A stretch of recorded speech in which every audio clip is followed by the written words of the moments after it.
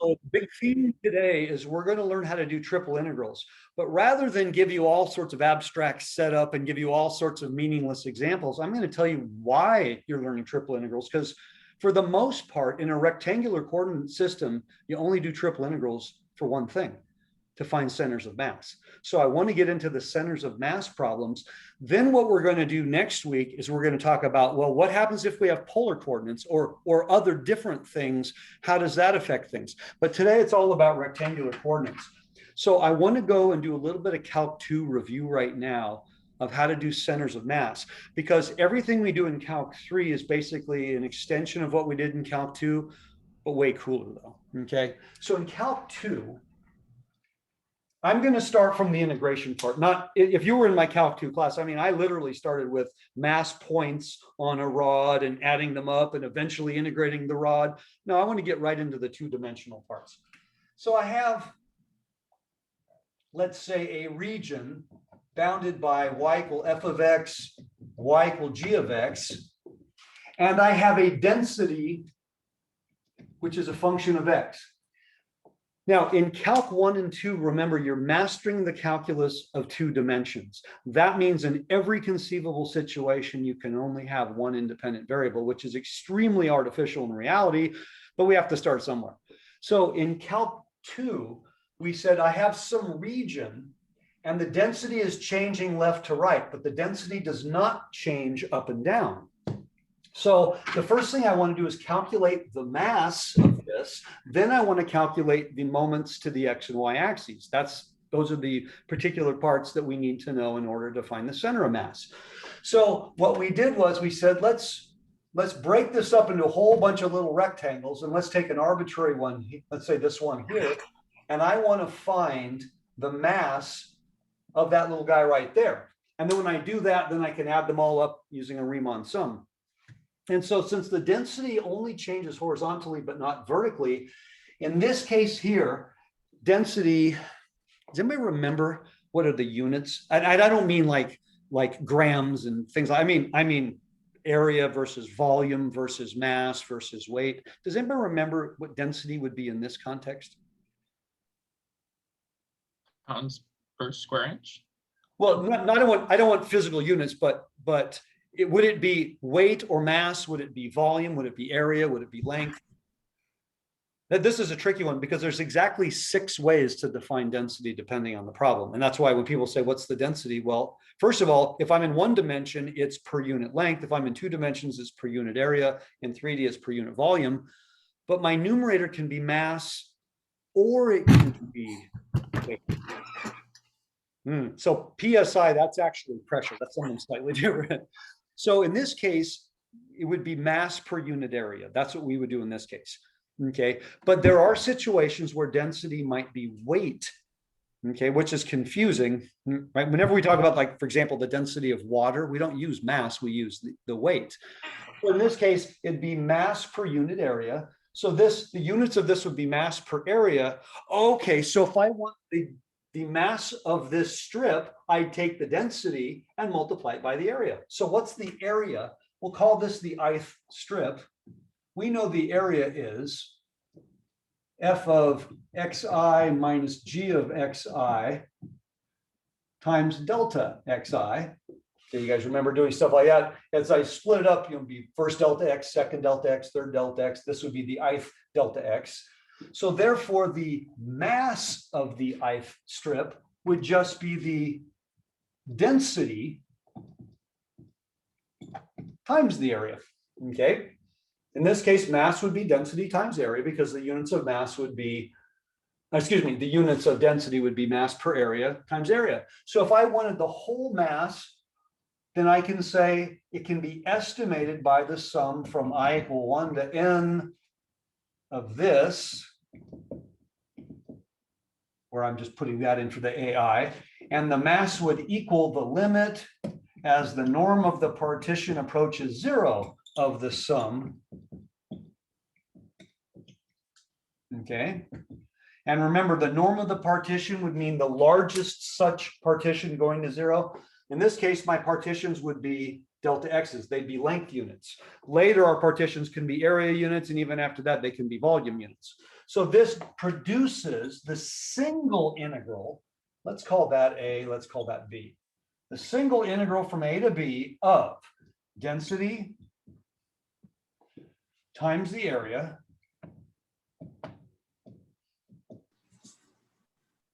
integrated with respect to x.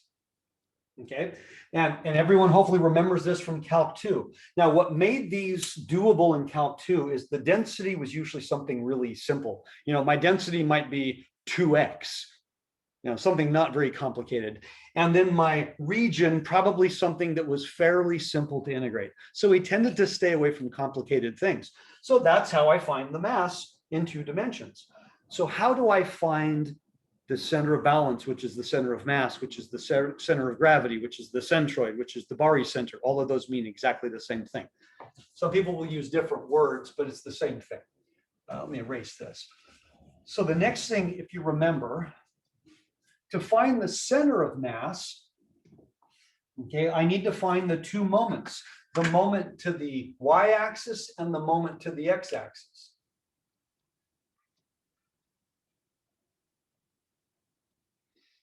And what happens is the centroid, or center of mass, we usually call it x bar or y bar. And the way we calculated x bar and y bar is that x bar equaled, now, if you remember what moment is mass times length. So to find x bar, I need to take the mass times length and divide it by the mass. So this would be the moment to the y-axis over little m. And y bar would be the moment to the x-axis, little m. I'm really using little m's, those are masses. This one always kind of puzzled me. The only time you ever use an m in this context is for mass and moment, and we use the same letter of the alphabet at the same time. It's confusing. So I always say, make your capital M's look capital and your little m's look small, so you don't somehow mix them up. This always troubles people.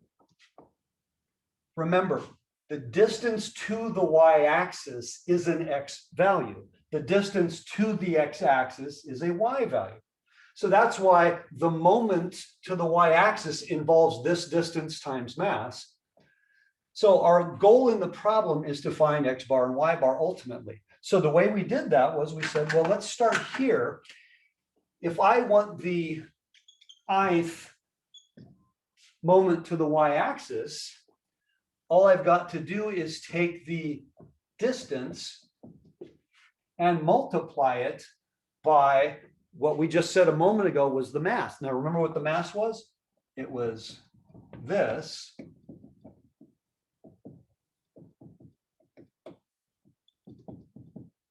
Okay, because that was the area portion, that was the density, and now I'm multiplying it by the length. Now, and the reason we write it in that form is because ultimately I'm going to have to do an integration.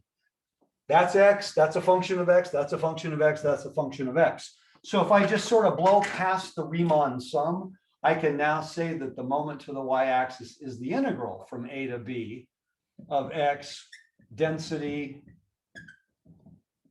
and then what we often call the area parameter.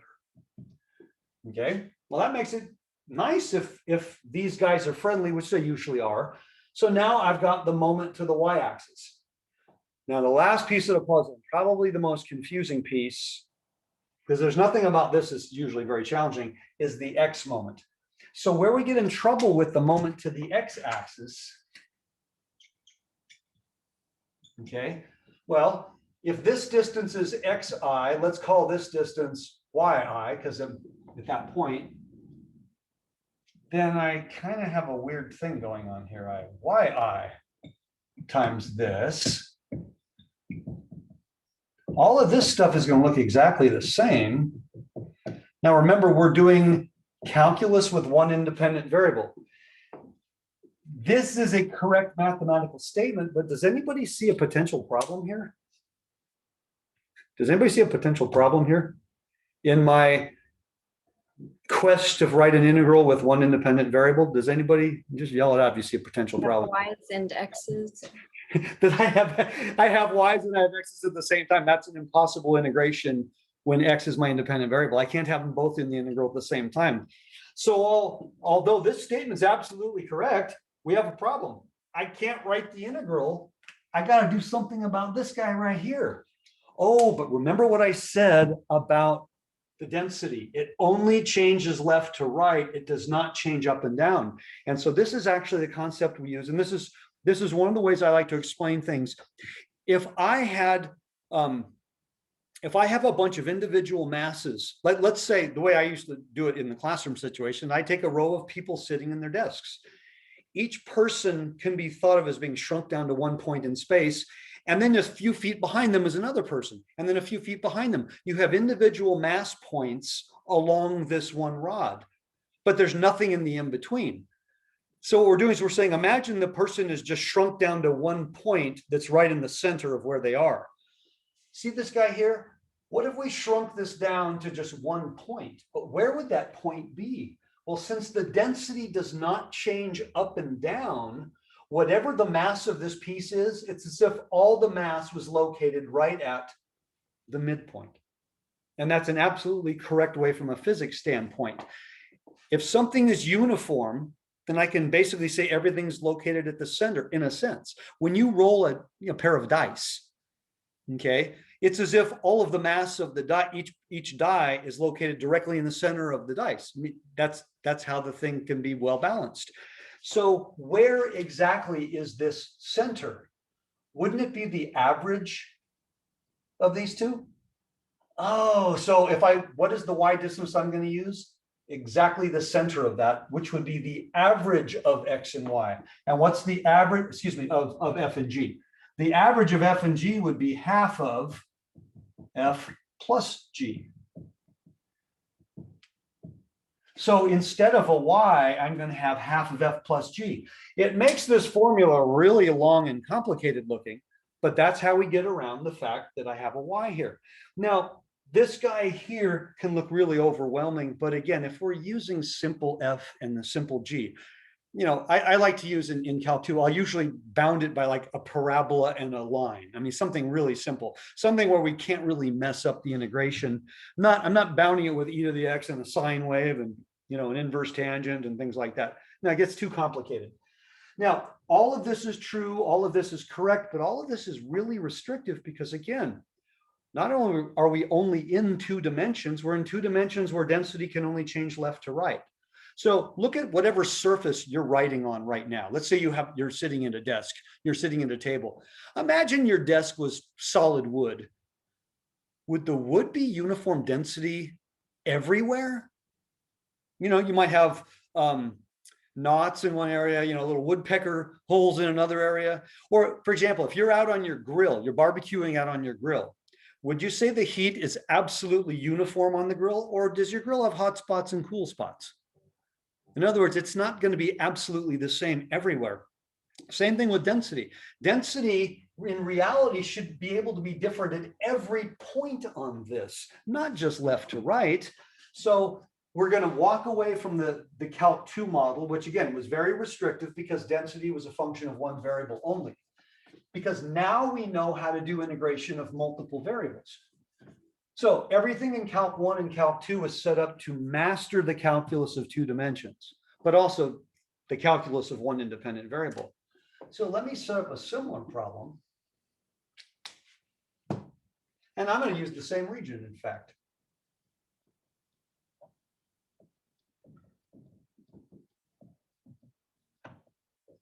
Okay. But this time density is going to be a function of x and y, meaning density is going to change as I go horizontally and vertically. So quite literally every point on that closed region will have a different density. Oh, okay. So my density is still mass per unit area, but because it's not just left to right, when I do this, right, we did our grid, we're also going to do this grid, meaning I'm going to take one of these guys, and that's the ijth area, if you remember. That means there's a double integral involved. Okay, so now the mass is going to be the double integral over the region in the xy plane. But wait a minute, we didn't need a double integral to do area. I know I can do a single integral with area. You're right. We need the double integral because we're integrating over an area with an integrand.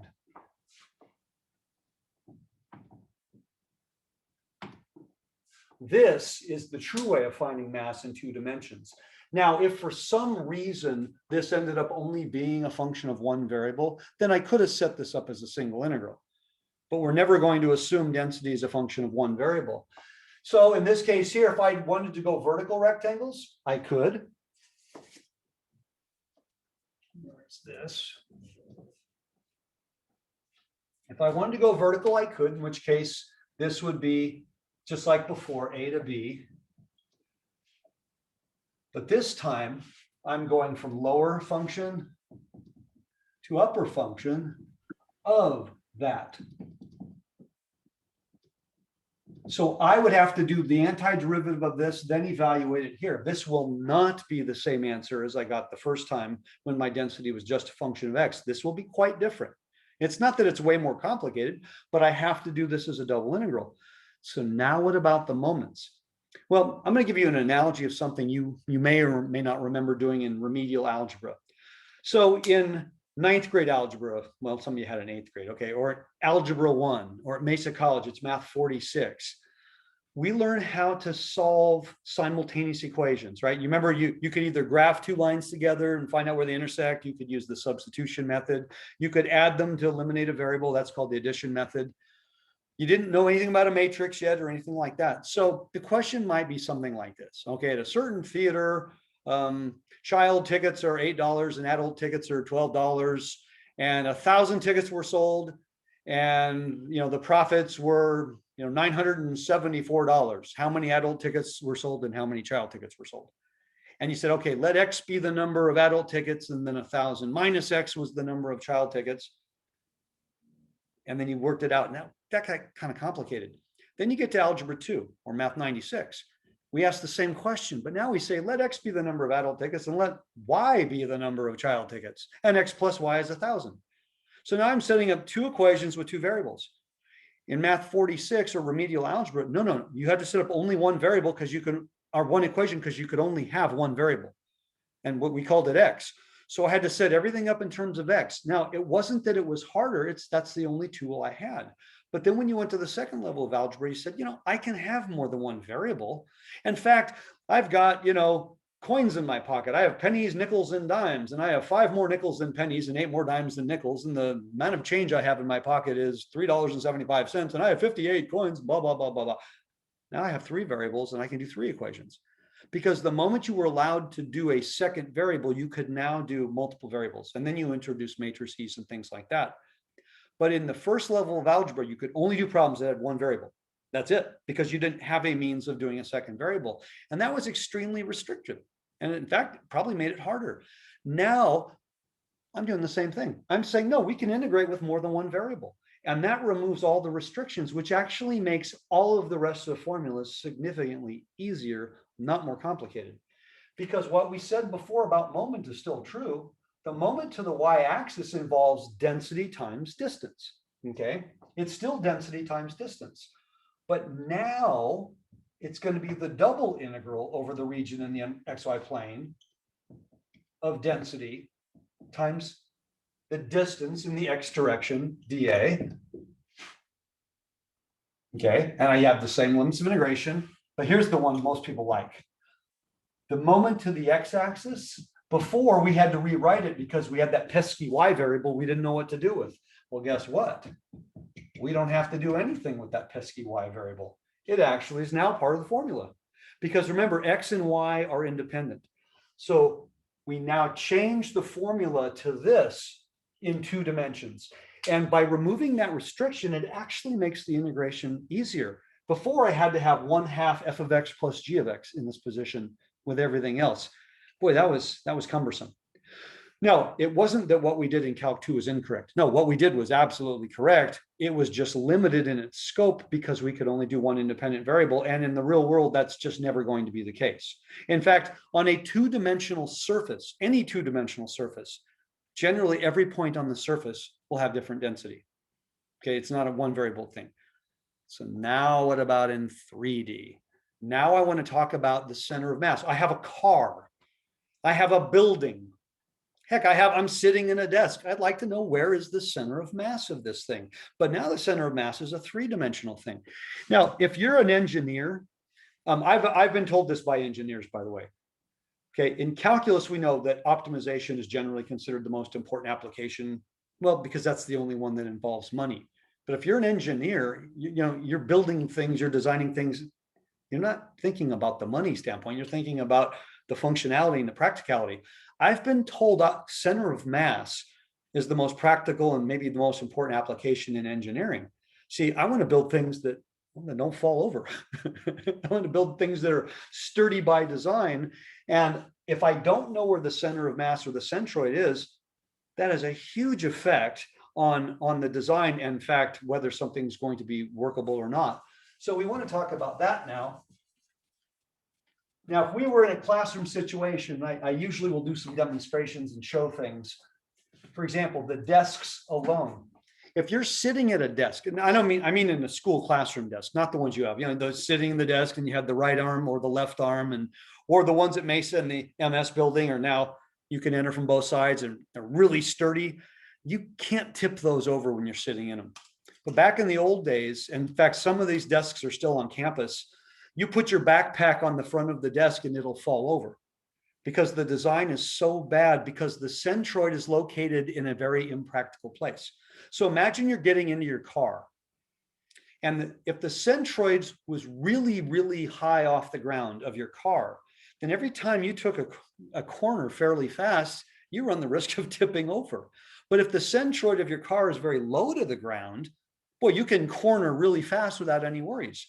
But if the centroid of your car is really far to the front, then when you hit your brakes, you got to worry about that back end going up. There's places in your car you'd want the centroid to be located from a practical standpoint, also to maximize efficiency and to the brakes and everything else.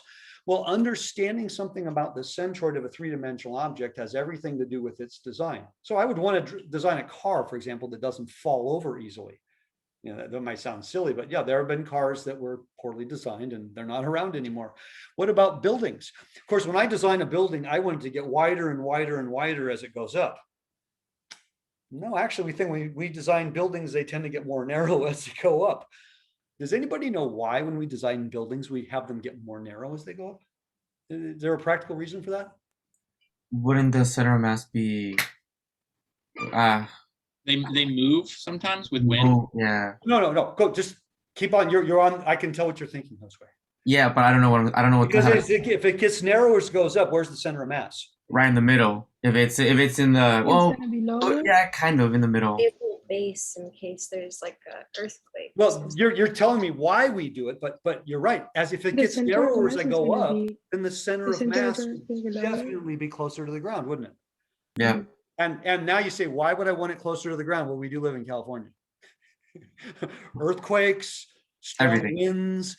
Okay, so if I got a tall building, let's say my building's 1,000 feet tall, I really don't want my centroid 600 or 700 feet off the ground. I'd rather have my centroid 200 or 300 feet off the ground, because the stability of the building will be greatly increased. This is as close to an ODA as we can get.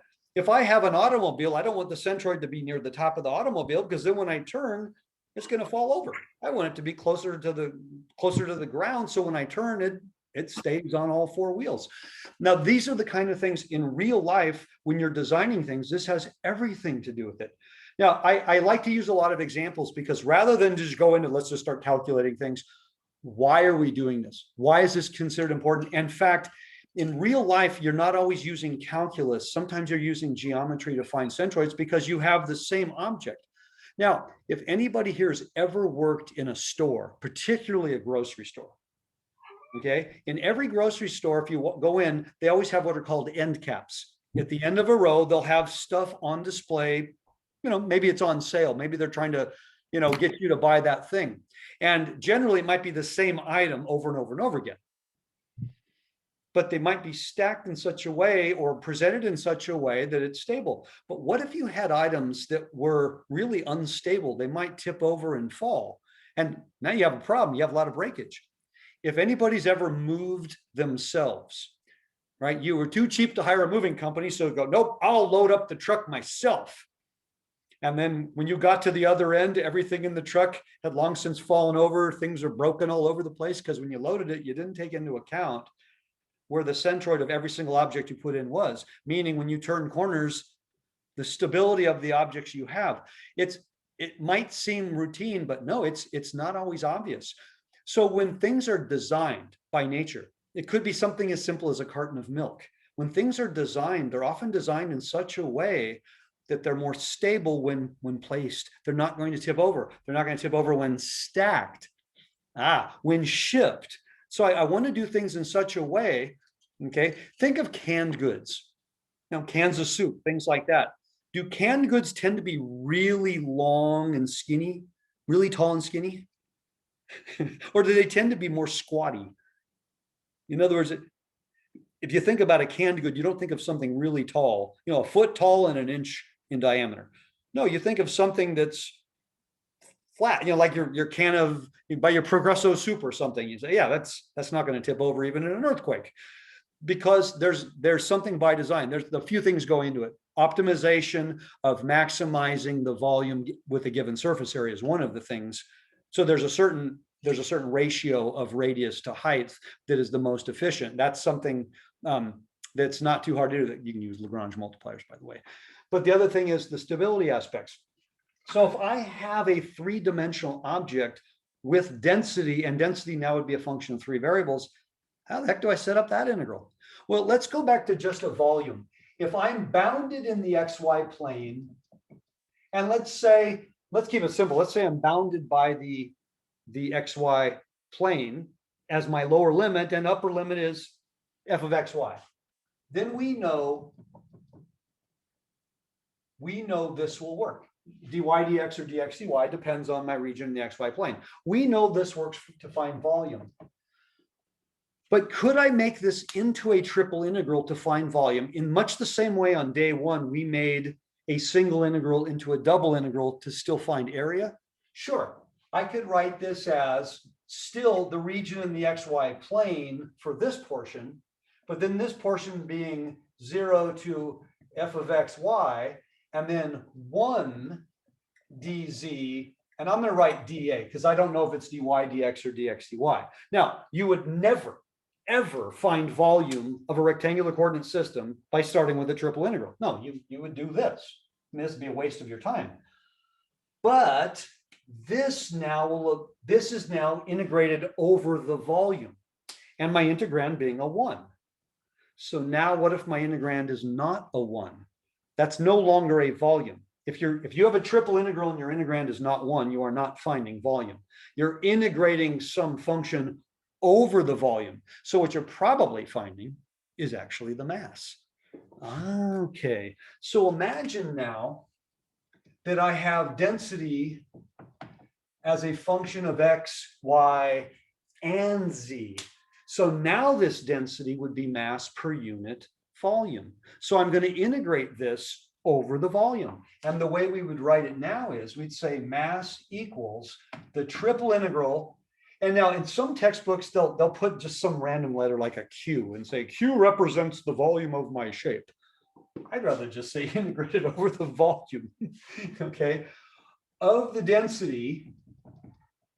And now we write dV, where dV could be dx dy dz, dx dz dy, dy dz dx, dy dx dz, dz dx dy dz, dy dx. 6 variations, depending what order I do them in. And that's always your choice. You choose what's the easiest to integrate. But this is the mass now. So I have to set it up as the x, y, and z limits separately because that's my integrand. But now what about the moments? Now this is an interesting concept, okay? So I've got, now I have a 3-dimensional blob. I'm going to make my 3-dimensional blob. Okay, hopefully that looks like a 3-dimensional blob to you. I have a 3-dimensional blob and I have clearly defined surfaces. Hopefully I have a top and a bottom, and then I'm integrating, over a region in the XY plane. But however the blob is presented, okay, I want to find the center of mass, which means there's a place in there let's say the center of mass has to do with here. Well, I need to find something related to that, something that would be the XZ plane. And let's go backwards, that'd be the YZ plane. And then when I go straight down, that would be the XY plane, okay? The distance to the XY plane, from any point in space, the distance to the XY plane, isn't that a Z value? Maybe I should put my axes names on here. So that, remember, that's X, that's Z, that's Y. So this distance right here, this is a point in space, okay? The distance to the floor is clearly the Z value. Now, what about the distance to the XZ plane? That would be the Y distance. What about the distance? The plane behind me is the YZ plane. That would be the X distance. That means I have 3 moments. But unlike before, where I had a moment to the y-axis and a moment to the x-axis, my moments aren't to axes. My moments are to planes. And so here's where the equations really get different. I'm going to have a moment to the xy plane, a moment to the xz plane, and a moment to the yz plane. I'm no longer finding the distance to an axis. I'm finding, so I have right here, I'm holding a point in space. If I go straight down to my floor, that's the z distance. I'm not going to an axis, I'm going to the plane. I'm going that vertical distance. If I go straight back, that's the x distance. If I go to that wall, that's the y distance. So this guy here is going to be the triple integral over the volume, again, of the density and the z distance. So the only difference between the mass and this moment is I multiply by the z. That's kind of what we did before with the two-dimensional moments. This one is going to involve the y distance.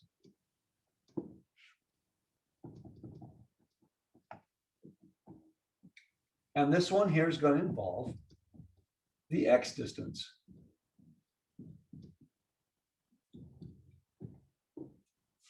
So when finding center of mass, turns out there are 4 triple integrals that have to be found. And like before, my answer, my center of mass, my centroid is going to be x bar, y bar, z bar, where x bar is what? Which one of these involves the x distance would be, okay? The x bar has to involve the x distance. So it'd be this particular moment over mass. Y bar is the one that involves the y distance. So that would be this moment over the mass. And z bar, which involves the z distance. If you want to write the word mass, that's okay also. So this problem can get kind of long. It can get kind of beefy, okay? It actually can come out to be quite a bit of stuff. So I want to set up a problem. I'm less interested in answering the question as I am in correctly setting up the integrations, because I think the integrations themselves are not going to give people trouble. Like any application, can I set it up correctly? Okay. So keep something fairly simple. All right, so we're bounded. In fact, let's do this. Let's take a problem from the exam. Take the one that Sam had asked me earlier. I'm going to write it down. The solid is bounded by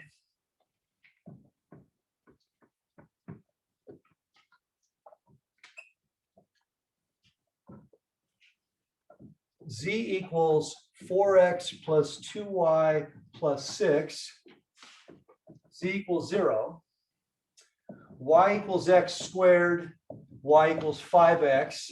Let's say the density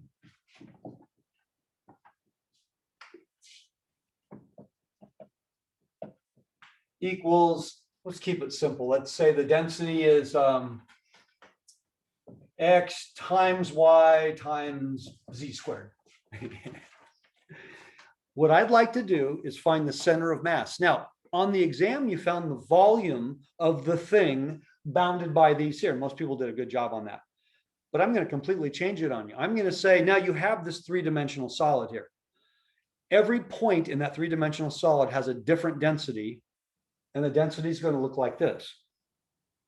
So I want to find the total mass, and I want to find where's the center of mass. Now, again, I'm not interested in so much in the final value, but how do I actually set it up? Okay, that's more important to me right now, because you're only integrating x's and y's and z's raised to power. That's just not a complicated integral. So when we set this up on the exam, you set it up as a two-variable problem. Okay.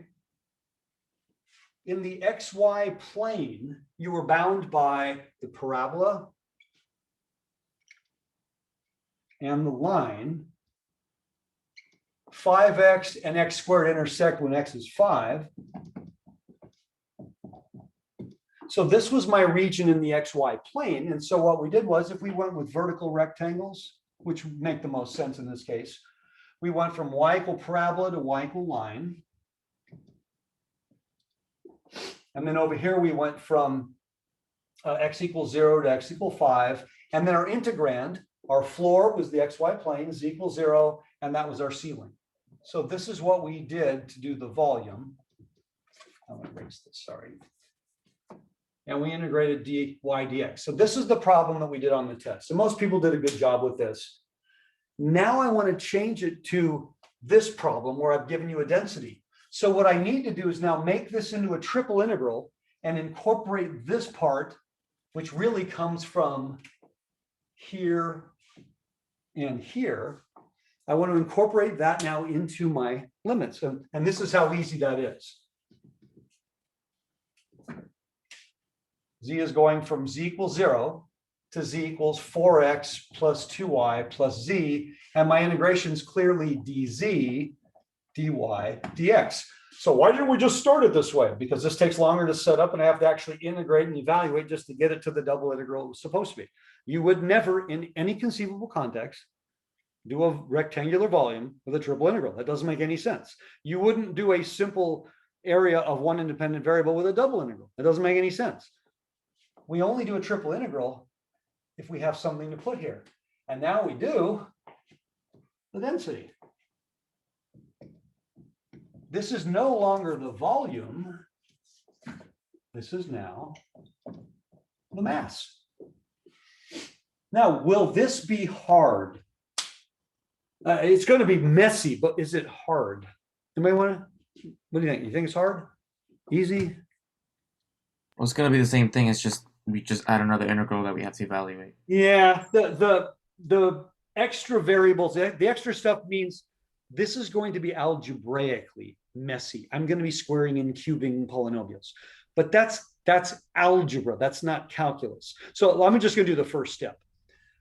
To me, this is the most important part of the entire problem, is the statement of this, because the integration of this is not that bad. Now, here's where we can easily get confused. You see a lot of stuff going on. And what I like is what a lot of you did on the test. A lot of you went like this. I'm a big fan of this. Even though I know what I'm doing, I'm still a big fan of this. You never have to do this. But with this many variables, see, after I do my first integration, it's like, okay, wait, which variable am I replacing again? You see, here's my point. Let's do the first integration.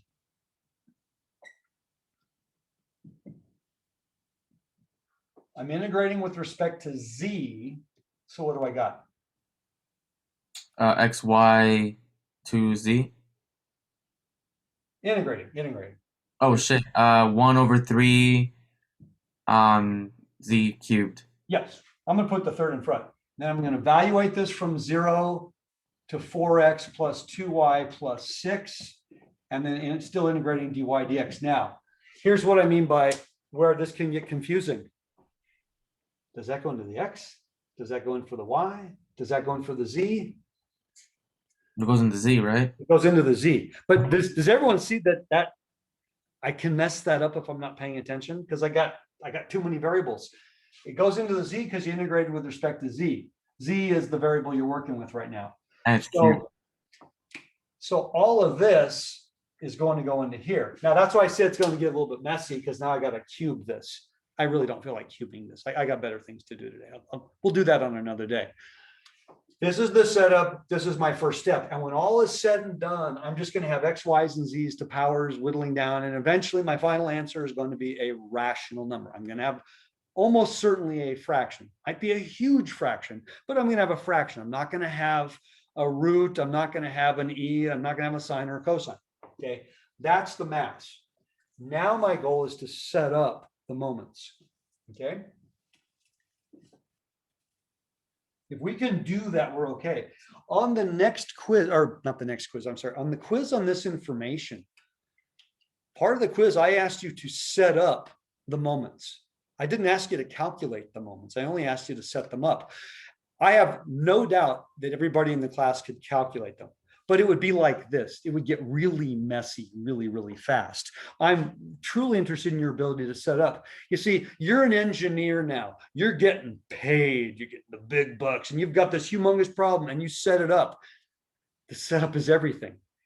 Because in real life, let's just pretend this is way more complicated, that my regions aren't quite this pretty. They can be downright icky, but I was able to set it up, and I was able to set it up perfectly. Do you think that's going to be an easy integration? No. By the way, am I likely to integrate that by hand, or might I use software? You might use the software. I'm probably going to use software. Oh, well, then why am I bothering doing anything? Why don't I use the software from the beginning? What's the software going to solve? You actually have to have the integral. There's no software that'll come up with the integral for you. No, you got to come up with the integral. Now, depending on how just nasty and ugly, let's just assume it's the worst, nastiest, ugliest integral you've ever seen, but it was correct. Then you have the software doing a lot of the work. My closest friend's a statistician. And it's funny things, nobody uses a calculator in real life. I always have to remind people, nobody in real life uses a calculator in any capacity in any job. A calculator is for all the things you can't do conveniently and quickly with your noggin. No, in real life, you use powerful software. Right? The calculator is only a step above fingers and toes to do the math. No, you use incredibly powerful software. See, when my friend's working with data sets, his data sets are usually starting at like 10,000 values. Really, a calculator? I'm going to sit there and enter 10,000. No, there's no no, you use the computer, but you have to understand what the problem is and what question to ask the computer. See, if you don't have, you have to know how to ask the question. We're asking the computer the question. Now, I'm not telling you to do this using a computer, because we're going to work with simple problems that you can self-navigate. But in real life, the most important part of this problem in real life is always coming up with the correct integral. Because once I can come up with the correct integral, then absolutely it can be evaluated, even if I can't do it by hand. So now I have 3 moments. Let's start with the moment to the YZ plane. That's the one involving X. So my question is, how does this change? Anybody want to tell me? See if you've been paying attention. What changes? Does anything change? Do I just write the same thing down? You basically multiply everything by X. I multiply what by X specifically? The density. Exactly. I'm going to write it right there. Obviously, you're going to write an X squared. I'm going to put it right there so we know where it came from. And this part is absolutely critical. If I can write the mass, that's all I have to do to get the moment, is the additional variable, which means that the next 2 ought to be fairly simple to come up with. Would you agree? Mm-hmm. I'm hoping you all agree with me on that the next 2 really should be fairly simple. I'll write them down. For the xz, you just multiply by y, and for the xy, you multiply by z. Yep. An easy way to remember it, think of the missing variable. Yeah. The distance to the XY plane is what Z is. I mean, if I said, here's a point in space, it's called XYZ. What does Z represent? That's the distance to the XY plane. Oh, okay. That's an easy way to remember it. This is to the XY plane, so it has to be the Z distance. So when I do this, I'm going to do the same thing 3 times.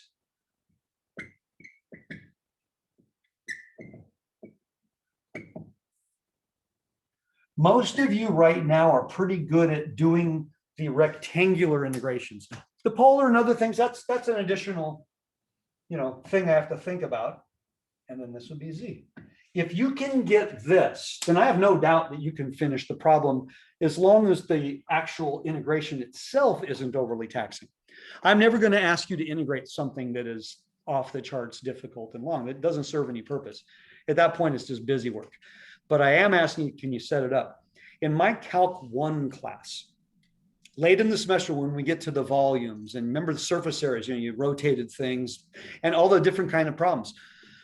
They've demonstrated U substitution. They've demonstrated how to do definite integrals. They've demonstrated every aspect of integration at a complicated level to me.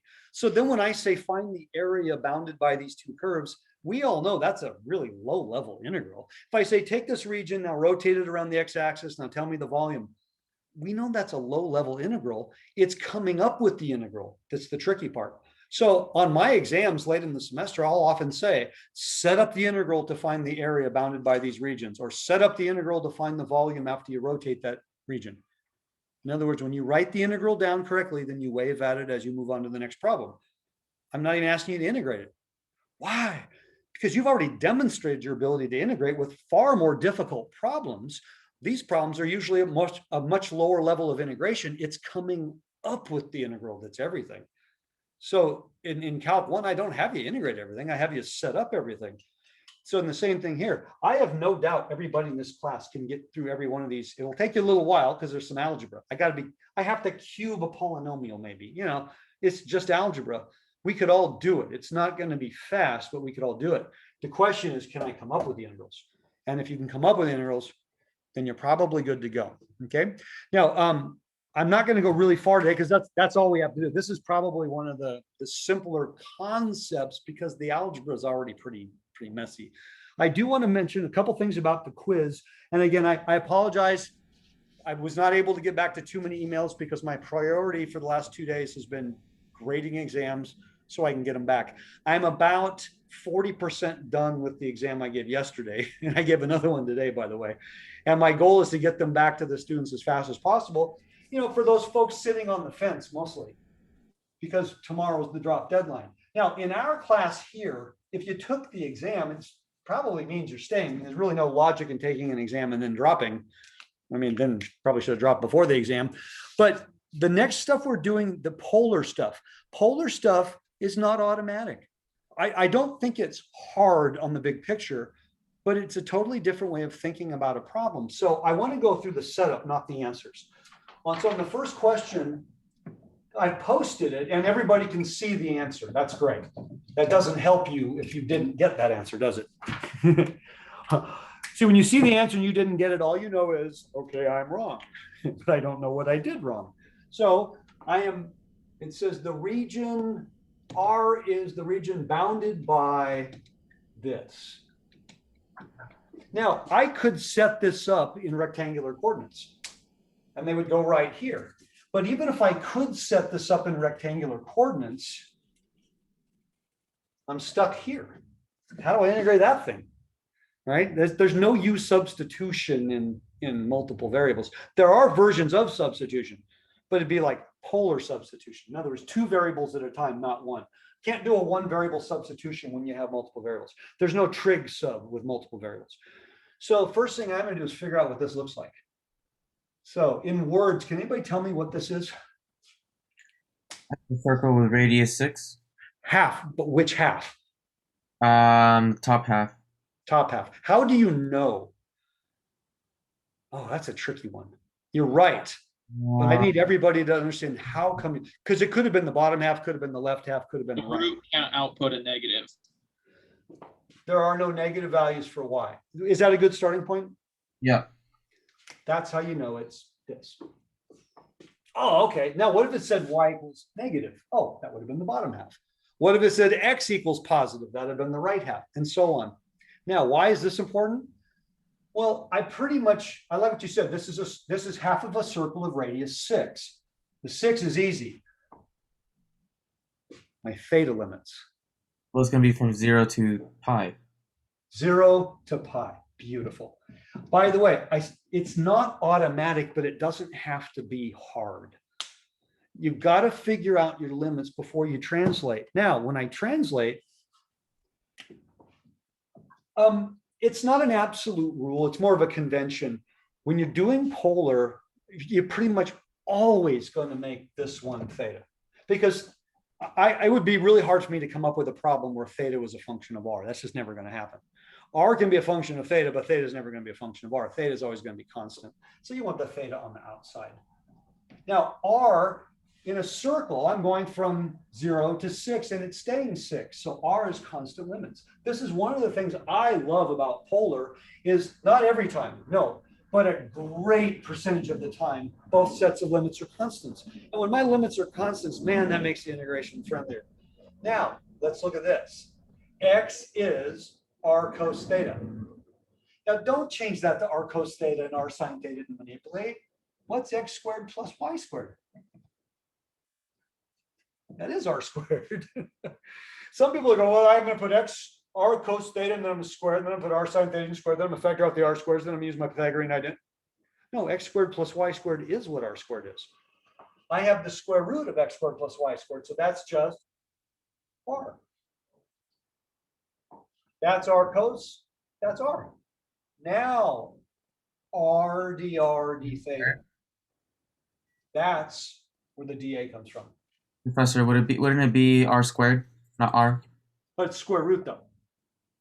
Ooh, cool. Yeah, okay, yeah. I guess I did an extra step. Yeah. What if I just had parentheses? Mhm. What you're going to see most of the time in the problems you're going to deal with, you're going to see some version of x squared plus y squared. It might be x squared plus y squared raised to a power. But the powers, by the way, have to either be integers or halves. They have to be. I cannot do this if I'm using a cube root, can I? Does everybody see that? Oh, yeah, the r to a fraction. Yeah, that's not going to work. But r to the 1/2 power is okay. Now, I got an r times an r times an r. You're all going to write, hopefully, r cubed cos theta, and then you're going to go from there. The integration from this point on should be relatively simple. I say relatively. I mean, I can still make mistakes, but right now, this is a very friendly integral. These are two different functions. So that's wonderful. So that's the first problem. I don't care what the answer is. I care about the translation, because I know if I can translate this correctly, I can integrate this. And the integration is going to be the easiest part of this problem, not the hardest. I mean, the integral of r cubed is 1/4 r to the 4th, and I evaluate. Now, the second one's a little harder because I did not tell you the region. We have to figure out the region, and we have to figure out the region based on the given limits of integration. So let me write down the second one. Question, Professor, Yes.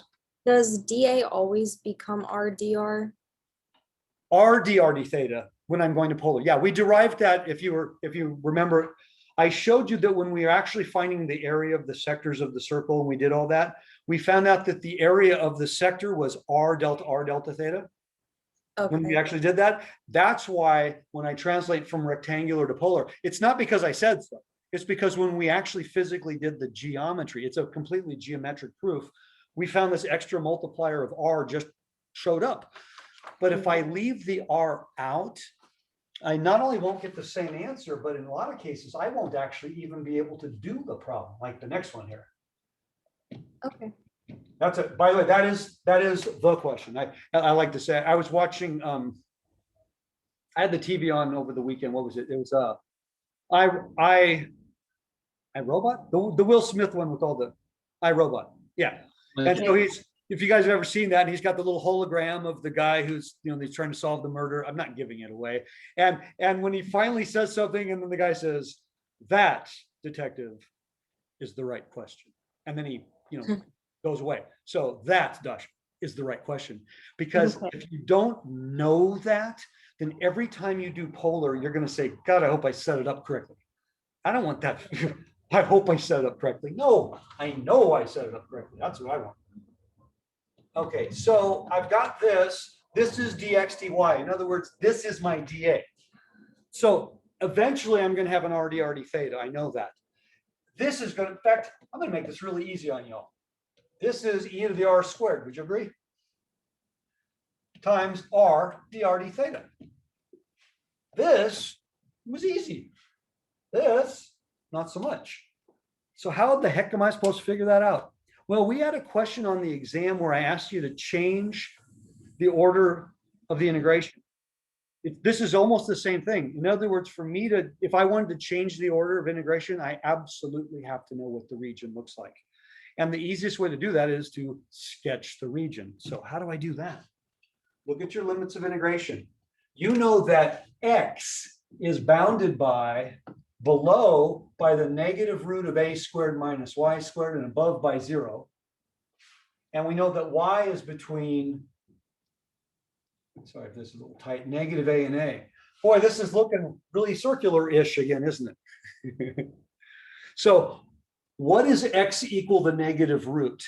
First of all, is it a circle? Is it a whole circle? Left side circle. I don't know. Okay, so first of all, we agree it's a half a circle. Half a circle. Mm-hmm. Now, why is it the left side? Because all the x values are negative. Mm-hmm. Everybody agree with that? Yeah. By the way, this is not automatic, but it really shouldn't be hard. When you have square roots of a squared minus x squared or a squared minus y squared, you already know that's, that comes from a circle. In fact, it's not just a circle, it's a circle centered at the origin, my favorite kind. So this is a circle of radius a, but it's the left half. Okay, so clearly r is going from 0 to a. Oops, r is going from 0 to a. R cannot be negative. R is the radius of your circle. So r can't be negative a to a. That won't work. R is going from 0 to a. Theta. Well, if that was 0 to pi, then that's what? Pi over 2 Pi over 2. to negative pi over 2. You guys like that one? Will that work? Pi over 2 to 3 pi over 2? The same thing if you put negative pi over 2, right? You get the same answer. Not exactly. Not exactly. Now, in terms of coterminal angles, I know there's an infinite number, 0, 2 pi, 4 pi, 6 pi, and so on. But if I'm saying I'm going from pi over 2 to 3 pi over 2, then I'm saying my lower limit is this. If I said pi over 2 to negative pi over 2, that means I went that direction. Oh, and that can change the answer. More or less, it can change the sign of the answer because I'd be dealing with, right, I'd be going the wrong direction because that's pi over 2, that's 0, that's negative pi over 2 if I go that way. So you really want it to be increasing. Now, this is the integral. Without this r, easy or hard without the r? What do you think? Hard. Hard without the R. Very hard without there. In fact, you'd have to be very, very clever even to do that. That's not even a problem you saw in Calc 2. It would be a gnarly integration by parts with 2 different sets of substitutions. Yikes. Oh, but with the r. With the r, is this hard or is this easy? Well, if my u is r squared, then my du is 2r. So I would just go like that, and now it's a piece of cake. So with the r, this actually became piece of cake. Well, ish. Okay. Now, the answer is what the answer is. I'm hoping that if you guys translated these correctly, that you got the right answer. But getting the right answer is not just a matter of following the algebra correctly. Getting from here to here, to me, is the most important part. Because you guys already know how to integrate in general, but this is a new skill. And that's really the thing I'm most interested in. Can you translate it correctly? Because if the translation from here to here is incorrect, does it even matter if you can integrate? No, it's going to be the wrong answer. You see, if I lost that r, for example, my gosh, this would be a gnarly integration.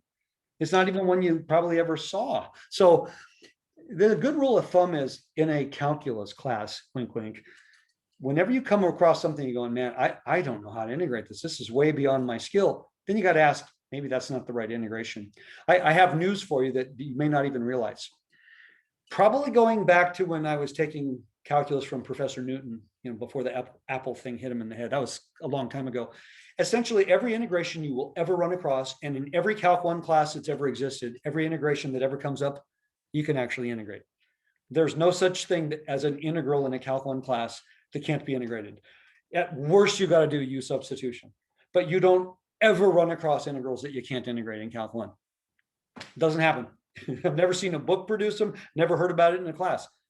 Calc 2, you run into a lot of integrals that you can't integrate. Now you maybe have to use a power series and do something else, or you have to do some really, really clever integration by parts and multiple substitutions.